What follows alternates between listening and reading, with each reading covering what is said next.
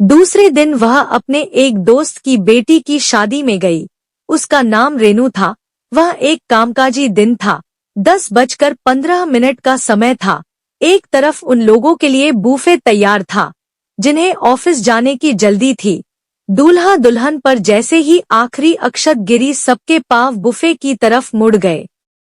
देखते ही देखते लंबी लाइन लग गई। लाइन खत्म होने का इंतजार करती हुई मैं मासी के पास खड़ी हो गई, जो बर्तन बटोर रही थी। बार बार लाइन में खड़ा ना होना पड़े इसके लिए कई लोग थाली में बहुत ज्यादा खाना डाल रहे थे, लेकिन ऑफिस के लिए जल्दी और लंच का समय करीब होने की वजह से कई लोग अपनी थाली में का पूरा खाना खत्म नहीं कर रहे थे। किसी तरह 4 निवाले चिमट कर उन्होंने थाली बटोर रही मौसी को थमा दी। उस मौसी का चेहरा एकदम उतर गया। थाली इतनी भरी हुई होती थी कि मौसी उसे तुरंत कूड़ेदान में खाली नहीं करती थी, बल्कि थाली में रखे भोजन पर निराश दृष्टि से देखती, फिर कचरे के डिब्बे में खाली करती थी। मैं अपना भोजन समाप्त करने तक उस मौसी का अवलोकन कर रही थी। धीरे धीरे अपना खाना खत्म किया और अपनी थाली मौसी के हाथ में थमा दी। थाली पूरी तरह से खाली देखकर मासी के चेहरे पर संतोष झलक रहा था। मैंने मासी से पूछा। मैं पीछे से देख रही थी। डिश में रखा खाना कूड़ेदान में डालने में आपको काफी परेशान हुई होगी।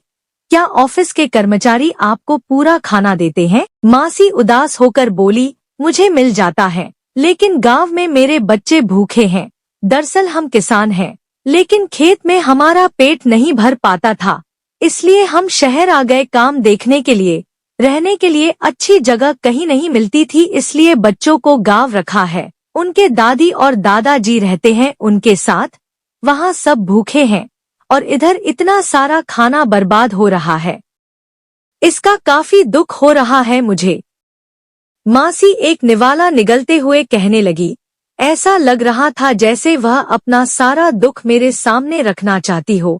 हम किसान हैं, ये गेहूं, चावल और सब्जियां उगाने के लिए हमें कितना कष्ट होता है वह तुम लोगों को क्या पता, और शहर वाले आराम का खाना फेंक देते हो।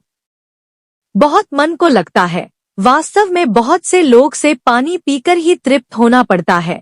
एक वक्त के खाने के लिए वो दिन भर मेहनत करते हैं। मैं सुन्न थी। मासी को क्या जवाब दूं? मुझे समझ नहीं आ रहा था।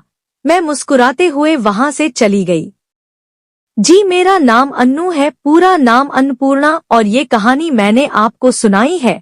उस दिन के बाद मैं अपने नाम का मान रखने लगी और खाने को कभी फेंकने की मेरी हिम्मत ही नहीं हुई। ये कहानी सिर्फ मेरी या उस गरीब मौसी को नहीं है ये कहानी देश 2 हिस्सों में बटे लोगों की है, जिसमें एक समूह के लोग जिन्हें आसानी से जरूरत से ज्यादा खाना मिलता है, और एक हिस्से के लोगों को दिन भर की मेहनत के बाद भी भरपेट खाना नसीब नहीं होता।